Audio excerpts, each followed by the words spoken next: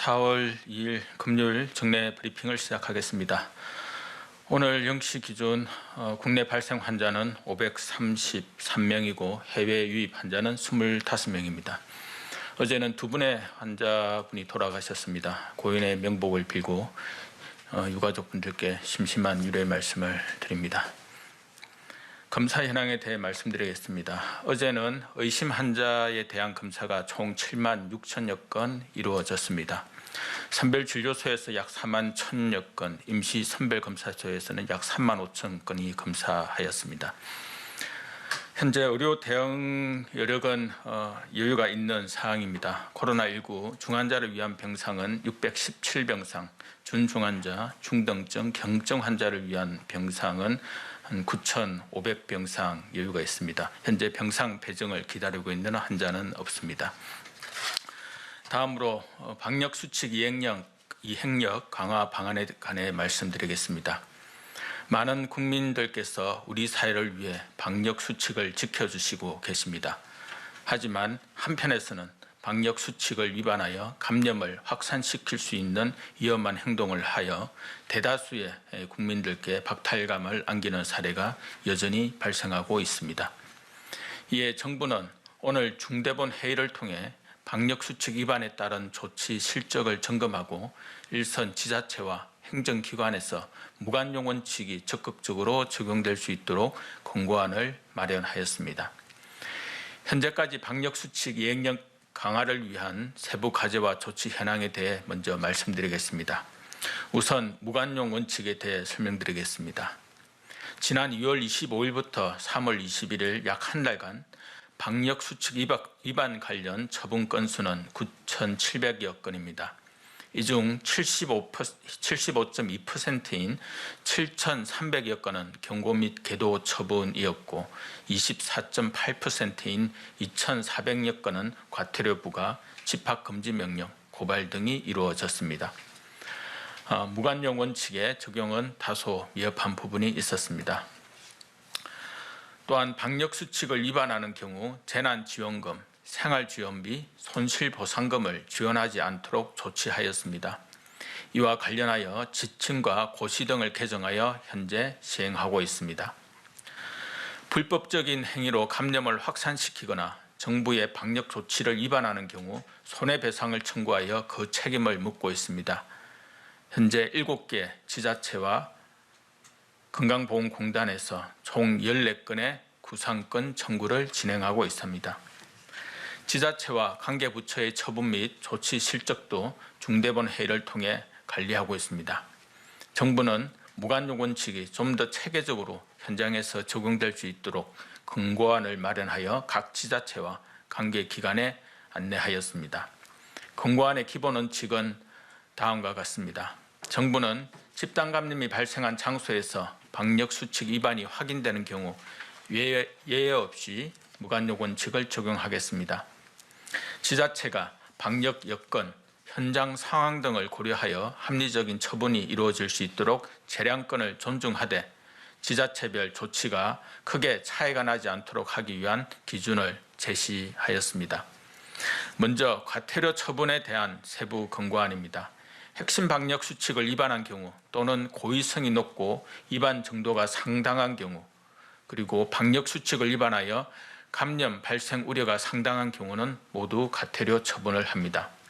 이때 핵심 방역 수칙은 이용자와 시설 종사자의 마스크 착용 여부, 사업주의 경우 이용 인원과 영업시간 준수 여부 등이 이에 해당합니다. 집합금지 또는 영업정지 처분은 핵심 방역 수칙을 2가지 이상 위반하거나 핵심 방역 수칙을 위반하여 감염이 발생한 경우 또는 방역수칙을 또다시 위반한 경우는 모두 집합금지 명령을 시행하여 감염 위험이 재발하지 않도록 해야 합니다. 정부는 감염병 예방법 시행규칙을 개정하여 방역 지침을 위반하는 경우 경고 없이 영업을 열흘간 정지하도록 하고 있으며 4월 16일까지 입법 예고를 거쳐 적용할 예정입니다. 집합금지나 영업정지 처분을 위반한 경우 고의성이 큰 점을 고려하여 고발 조치를 통해서 사법적 책임을 묻게 하는 것을 원칙으로 합니다.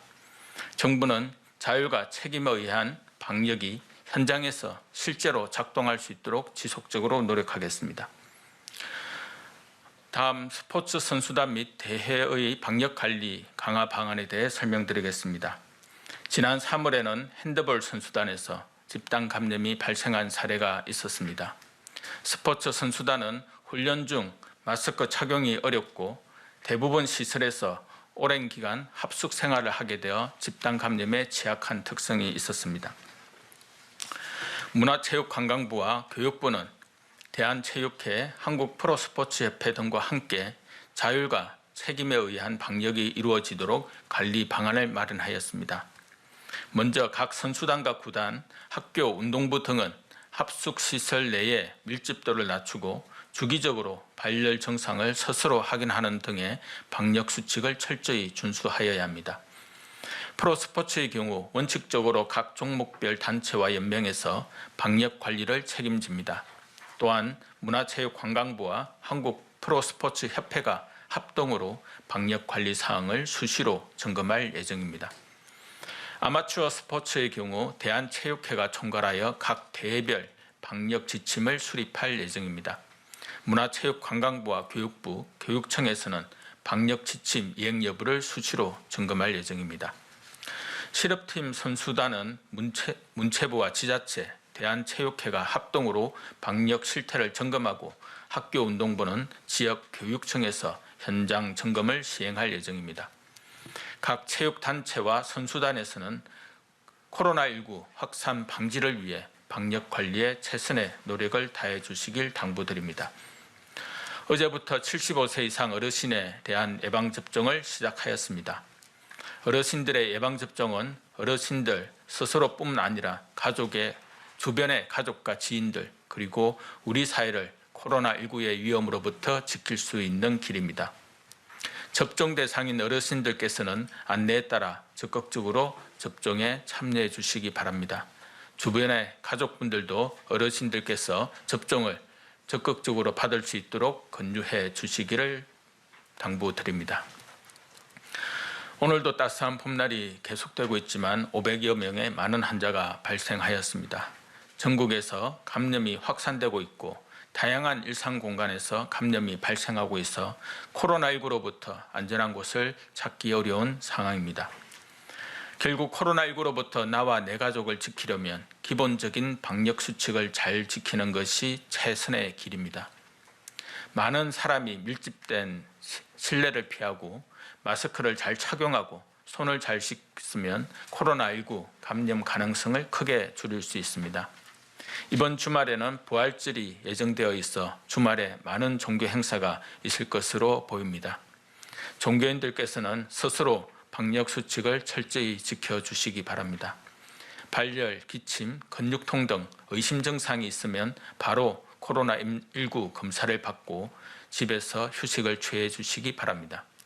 관련 증상이 있어 의료기관 등에서 코로나19 검사를 권유받았으나 검사를 미뤄 많은 사람에게 감염된 사례가 있어 주의가 필요합니다.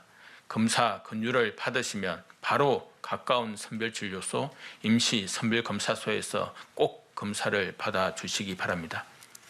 백신 접종이 순조롭게 진행되기 위해서는 이번 봄에 재유행을 막아내는 것이 무엇보다 중요합니다. 국민 여러분께서는 기본적인 방역 수칙을 꼭 지켜주시기를 다시 한번 거듭 당부드립니다. 정부도 국민 여러분들께서 하루라도 빨리 소중한 일상을 되찾으실 수 있도록 최선의 노력을 다하겠습니다. 감사합니다.